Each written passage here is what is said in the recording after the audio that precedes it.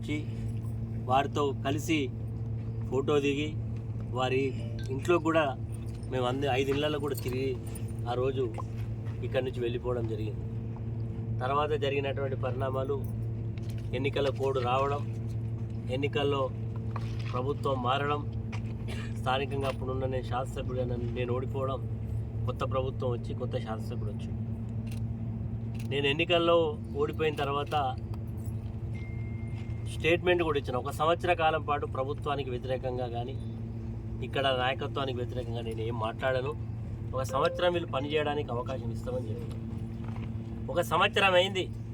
ఈరోజు కొత్త ప్రభుత్వం వచ్చి 1 సంవత్సరం దాటి దాదాపుగా సంవత్సరం దాటింది.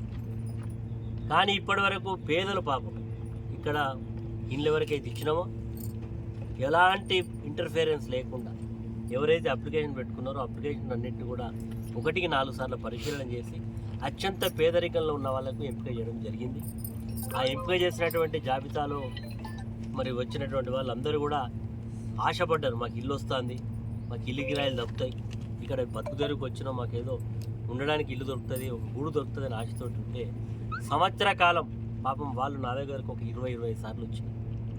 నేను చెప్పిన అమ్మ నేను 1 సంవత్సరం నాకు నేనేం మాట్లాడనని చెప్పినా చూద్దాం, ఇవ్వకపోతే అప్పుడు సంవత్సరం తర్వాత నేను కూడా జిల్లా కలెక్టర్ని కూడా ప్రత్యేకంగా కలిసి ఈ డబుల్ బెడ్రూమ్ ఇళ్ళను తక్షణమే లబ్ధిదారులకు ఇవ్వండి, పాపం వాళ్ళు నా దగ్గరకు కానీ ఎక్కడ ఏ ప్రజాప్రతినిధి దగ్గరికైనా పోతున్నారు, మీడియా మిత్రులను కలుస్తూ ఉన్నారు, ఇవ్వమంటే తప్పకుండా అని చెప్పి కలెక్టర్ని కలిసి కూడా దాదాపు 15 రోజులు అయింది. ఇప్పటి వరకు అతి లేదు గతి లేదు. మరి ఎమ్మెల్యేకు నిజంగా పేద ప్రజల మీద ప్రేమ ఉంటే నిజంగా వీళ్ళకు తక్షణమే ఆ రోజు ఎంపిక చేసిన జాబితాలో ఉన్న లబ్ధిదారులందరికీ కూడా ఇళ్ల పట్టాలు ఇచ్చి గృహప్రవేశాలు మళ్ళీ ఆయనకు ఓపెన్ చేసిన వాటికే ఓపెన్ చేయాలనే సోకు బాగున్నది. ఆయన నిజంగా కావాలంటే మళ్ళీ ఒకసారి ఓపెన్ చేసి ఒక ఫోటో దిగమని వాళ్ళతో కలిసి భోజనం చేయమని. అది కాకుండా మరి ఈరోజు వాళ్ళ కార్యకర్తలకు ఇవ్వాలనే కుట్ర, ప్రతి వార్డులో 10 మంది దిష్టిదీపాలు నేను ఇస్తా అని చెప్తే ఈరోజు వాళ్ళ కార్యకర్తలు ఒక్కొక్క లబ్ధిదారు దగ్గర డబ్బులు వసూలు చేసినట్టుగా మాకు సమాచారం ఉన్నది. అది ఇవ్వలేకనే ఈరోజు ఈ జాప్యం చేస్తూ ఉన్నాడు. వాళ్ళకి ఇస్తే ఎట్లా విమర్శలు వస్తాయి, వీళ్ళకి ఇవ్వకపోతే ఎంత వ్యతిరేకత వస్తుందో అనే భయంతో ఇస్తూ ఉన్నాడు. నేను సత్యనారాయణరావుకి ఒకటే చెప్తా ఉన్నా, స్థానిక శాసనసభ్యులు జిల్లా మంత్రులను కోరుతా ఉన్నాను. ఈ జిల్లాకు మంత్రిగా శ్రీధర్ బాబు గారు ఉన్నారు.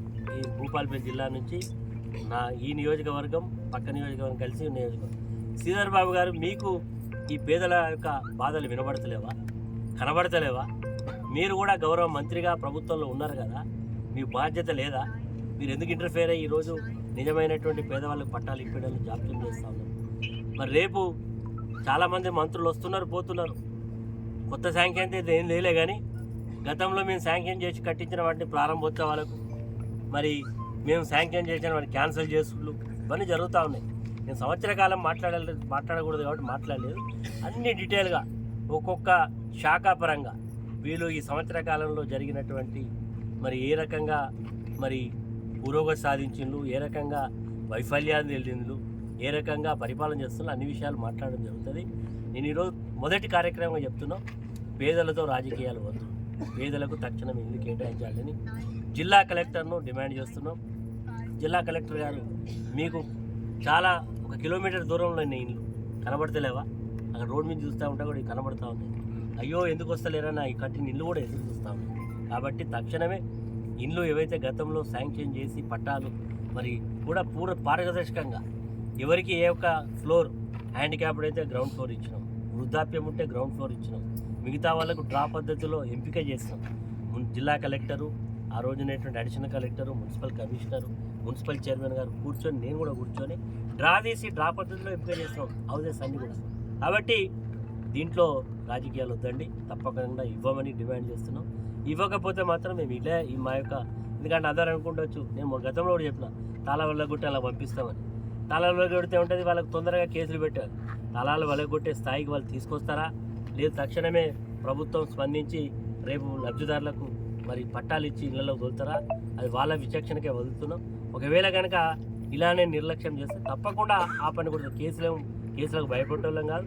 ఇప్పటికే మా పార్టీకి సంబంధించిన మాజీ శాసనసభ్యులను, ప్రజాప్రతినిధులను కేసులు పెట్టి జైల్లో పంపుతా ఉన్నారు. మేము పేద ప్రజలకు బాధలు మరి కడతీర్చడం కూడా జైలుకు పోవడానికి కూడా సిద్ధంగా ఉన్నాం.